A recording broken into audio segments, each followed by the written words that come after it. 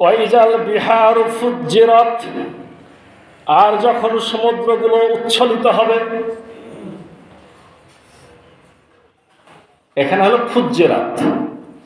আর আগের সূরা তাকবীর, যে সূরা আমরা বলছিলাম যে আরো একটা সূরাতে আখিরাতকে দেখানো রাসূলুল্লাহ বলছেন, ওই সূরায় বলা হচ্ছে সুজ্জিরাত।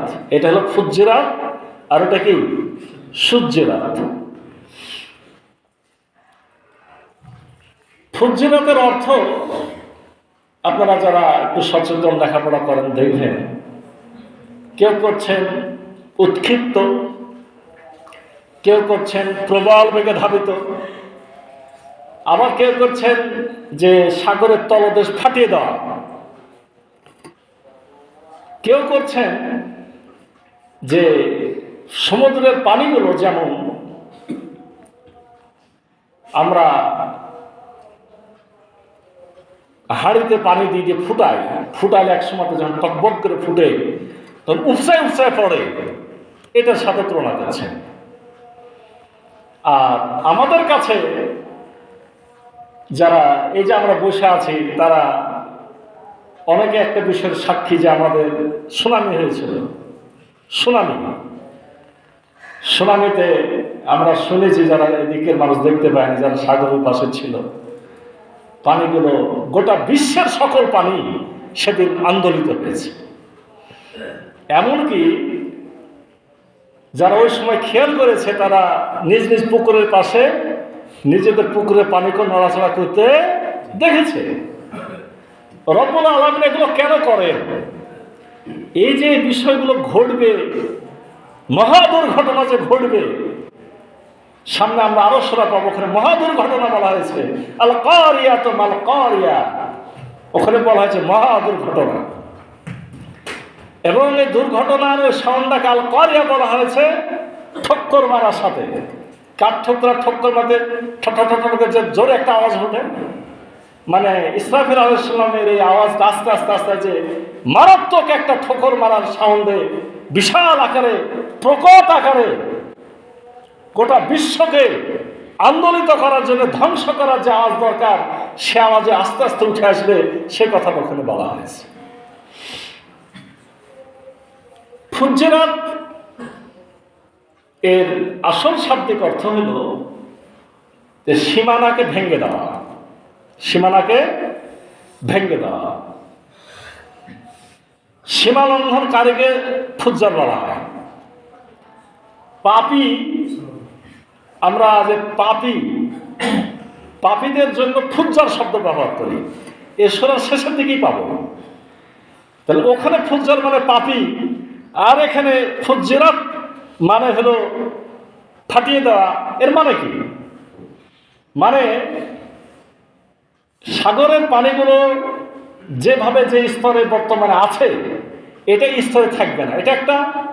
আর একটা হলো সাগরের তলদেশকে ভেঙে ফেলা হবে। দুটাই। যদি আমরা শুধু বলি যে প্রবল ভেঙে আপনার উৎক্ষিপ্ত করা হবে, তাতেও যেটা দাঁড়ায়, আবার ঠিক তলদেশকে ফাটিয়ে দিলে তার পরিণাম একই হয়। কেমন? আমরা বলছি যে সূরাত আছে ফুজ্জিরাত, আর আগের সূরাত আছে কি সুজ্জিরাত। তাকবীরে বলা হয় সুজ্জিরাত। ফুজ্জিরাত অর্থ ফাটিয়ে দেওয়া বা প্রবল বেগে উৎক্ষিপ্ত করা বা উচ্ছলিত করা। সুজ্জিরাত মানে হলো আগুন ধরে যাওয়া। তার মানে এই পানির বেগ কি, পানির আপনার তৈরি হয় না, আপনার বিদ্যুৎ তৈরি হয় না। পানি বিদ্যুৎ কেন্দ্র তো আমাদের বাংলাদেশে আছে। পানির শক্তি থেকে পানিকে এমন স্পিডে চালিত করা হয়, তা থেকে কি তৈরি হয়? কারেন্ট তৈরি হয়। তার মানে এই বিষয়গুলো যত আধুনিক বিজ্ঞানের সাথে আমরা যত বিষয়গুলোকে মিলাতে যাব, তত কি ঘটবে? আমরা আরো ভালো বিষয়গুলো বুঝে ফেলব।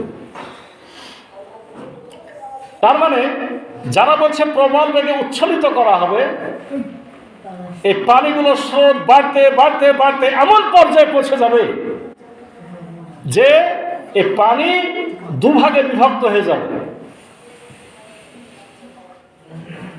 কিভাবে দুভাগে বিভক্ত হবে? মানে পানি তৈরি হয়েছে দুটো গ্যাস দিয়ে,